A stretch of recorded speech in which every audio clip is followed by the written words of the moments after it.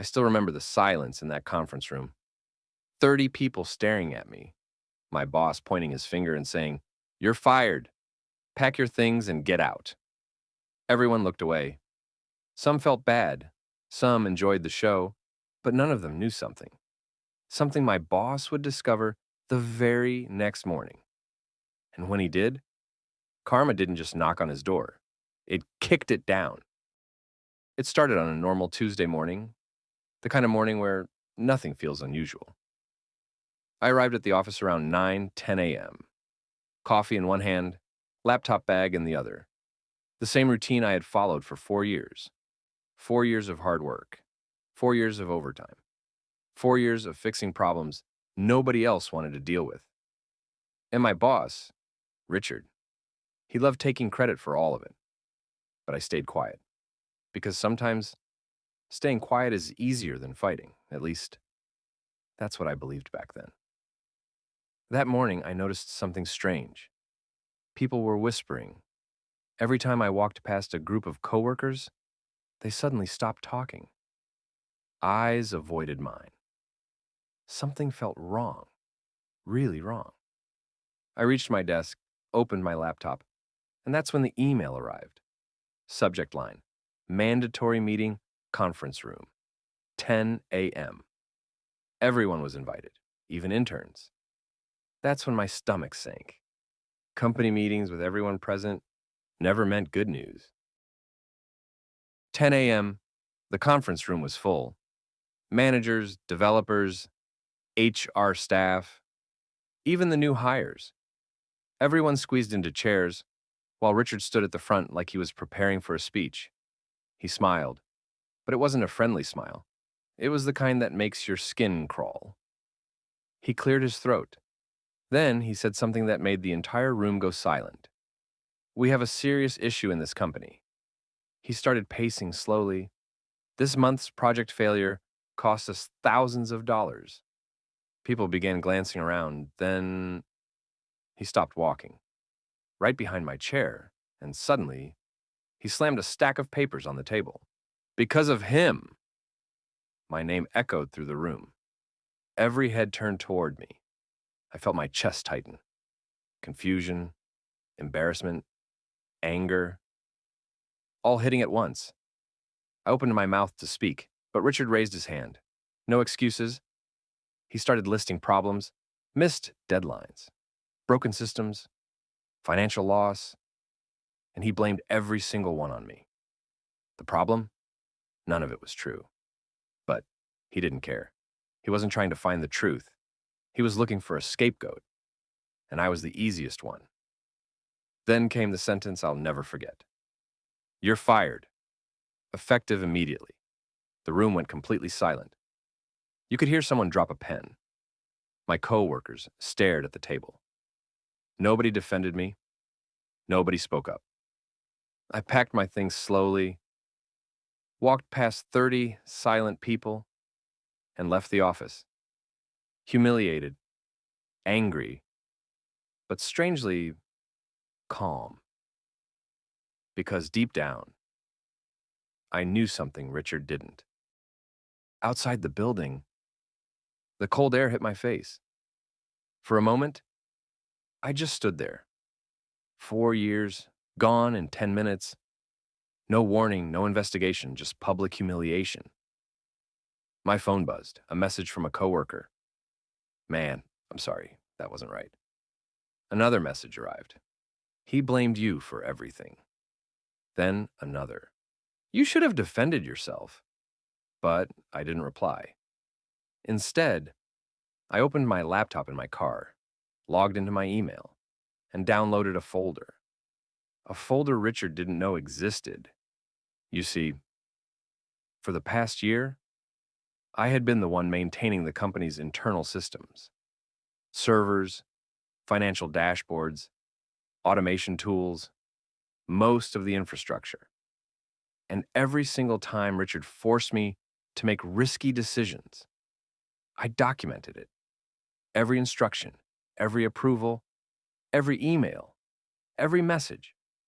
Because experience had taught me something important. When things go wrong, Managers look for someone to blame. That folder contained everything, but I didn't send it. Not yet. Instead, I drove home, made dinner, and went to sleep. Because sometimes karma works better when you simply let it happen.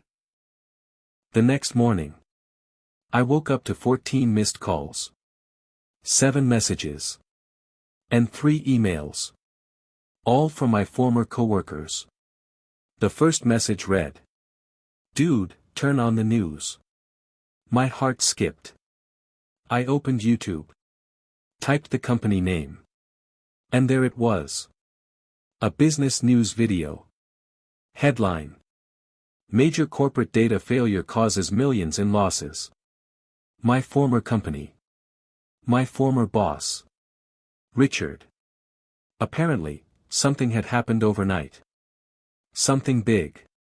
After I left the company, Richard tried to prove he didn't need me.